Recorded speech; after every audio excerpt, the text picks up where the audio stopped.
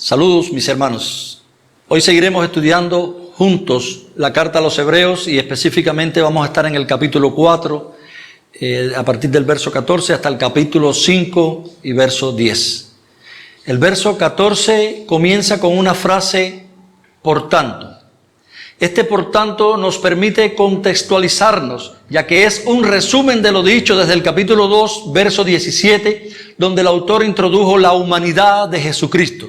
El verso 17 dice, por lo cual convenía que en todo fuera semejante a sus hermanos, para que les fuera un sumo sacerdote misericordioso y fiel en lo que a Dios se refiere, para expiar los pecados del pueblo.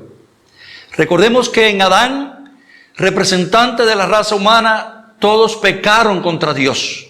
Y tenía que ser un representante de la raza humana, un hombre, quien saldara la deuda. Por eso Él presenta la humanidad de Jesucristo, el segundo Adán, como semejante a sus hermanos. Seguidamente el autor continúa presentando la superioridad de esta persona gloriosa llamada Jesucristo sobre Moisés. Siervo aquel que sacó al pueblo de la esclavitud de Egipto y lo condujo por el desierto rumbo a la tierra prometida. Y también sobre Josué, aquel que entró al pueblo al reposo de Canaán. El verso 14 sigue diciendo, por tanto, teniendo un gran sumo sacerdote que ha traspasado los cielos, Jesús, el Hijo de Dios.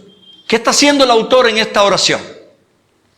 Él está diciendo, así como el sumo sacerdote pasaba por el velo al lugar santísimo, nuestro gran sumo sacerdote, después de concluir su obra perfecta, atravesó los cielos y penetró en el lugar santísimo a la presencia misma de Dios, como nos dice el verso 10.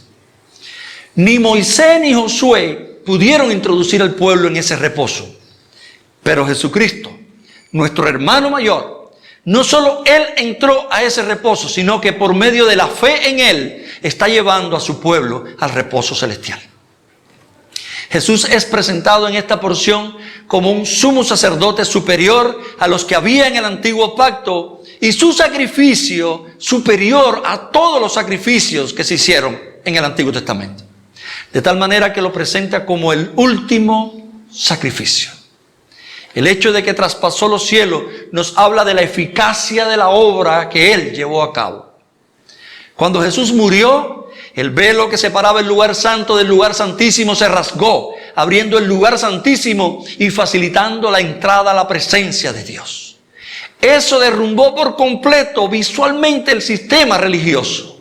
Por tanto, ya no queda razón para el sistema sacerdotal antiguo, ya que cada creyente tenía ahora un mejor representante, un mejor sacerdote que entró para ser muerto, para darse a sí mismo.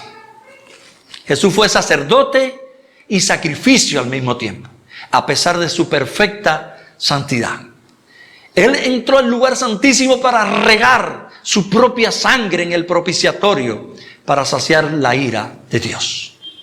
Lo que el autor nos está diciendo es, ya que Cristo entró y presentó el sacrificio final, nosotros podemos llegar a ese lugar de descanso eterno. Si Jesucristo no entraba en la presencia de Dios, hubiera sido imposible nuestra entrada. El autor ha trasladado las imágenes del Antiguo Testamento a un más allá celestial, apuntando a un nuevo Canaán, donde un día podremos descansar de todas las fatigas y tribulaciones de esta vida. Ese lugar llamado nueva creación, donde nuestra salvación será consumada. Es ahí, mis hermanos, donde en medio de la convulsión de esta vida, debería estar mirando y deseando el pueblo de Dios. Si nos preguntamos qué tipo de gran sumo sacerdote tenemos, el versículo 15 nos da la respuesta. Aquí se confirma doblemente lo que se niega. Tenemos uno que se compadece de nuestras debilidades y que como hombre ha sido tentado en todo, pero sin pecado.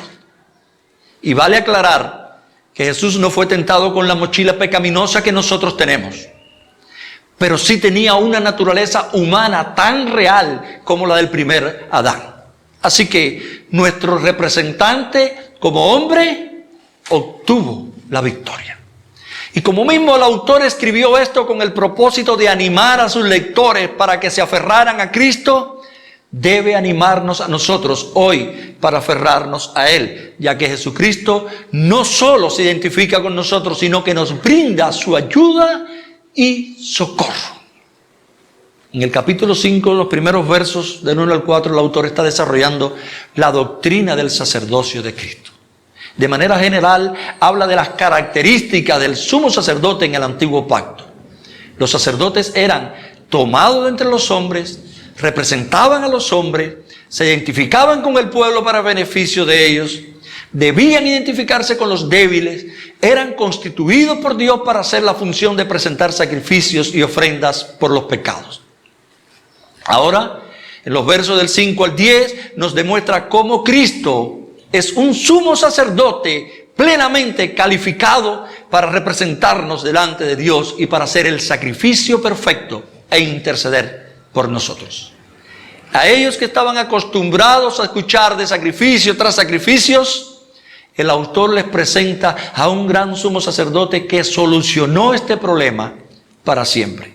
Él les presenta a un Cristo que cargó nuestro pecado y nos permite la entrada permanente a la presencia de Dios. En el verso 6 les recuerda la declaración respecto al Hijo que hay en el Salmo 110 y en el verso 4, donde dice: tú eres sacerdote para siempre según el orden de Melquisedec. Les dice, el Padre fue el que constituyó a Jesús como sumo sacerdote, pero según un orden diferente. Y los versos del 7 al 9 presentan frases que deben ser entendidas correctamente.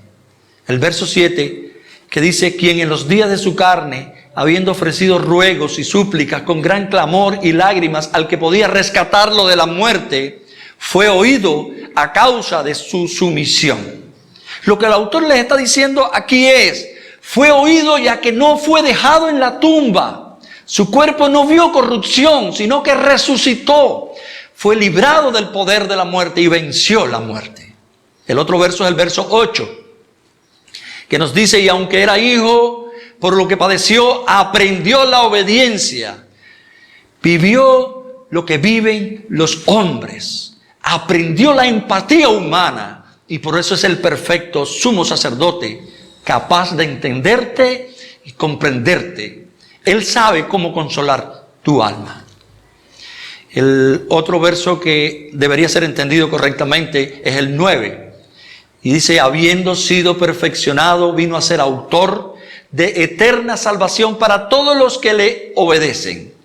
Habiendo sido perfeccionado, está apuntando al proceso por el cual Cristo fue equipado para llevar a cabo sus funciones.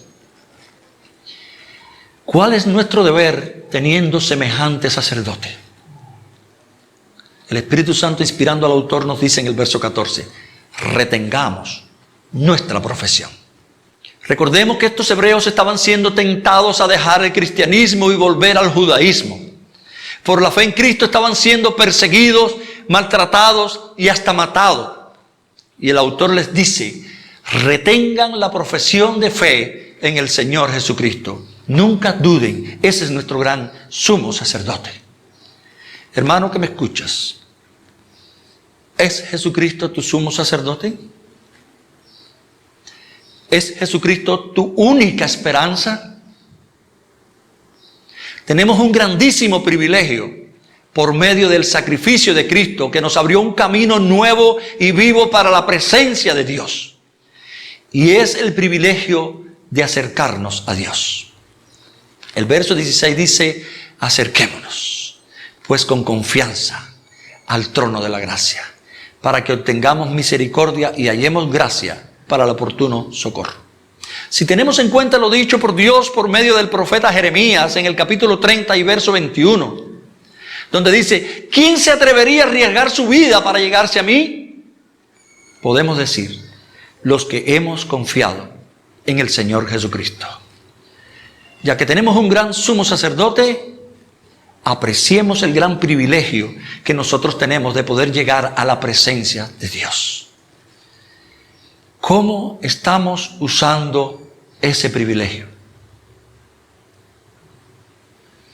No sabemos con seguridad cómo nuestros semejantes van a procesar nuestras debilidades. Algunos las aprueban, otros las condenan duramente, algunos las dejan pasar con indiferencia, pero sí sabemos cuál es la posición de Jesucristo frente al pecado. Y también sabemos que no rehúsa ayuda a ningún pecador que se dirija a Él. Por tanto, hagamos nuestra dependencia de Dios más real. Apreciemos lo que Cristo hizo y hace por nosotros. Acerquémonos confiadamente al trono de la gracia, ya que por la muerte digna de Jesús siempre hallaremos misericordia y gracia para el oportuno socorro. Él puede compadecerse de nosotros cuando estemos percibiendo los efectos del pecado en un mundo caído. Que Dios les bendiga.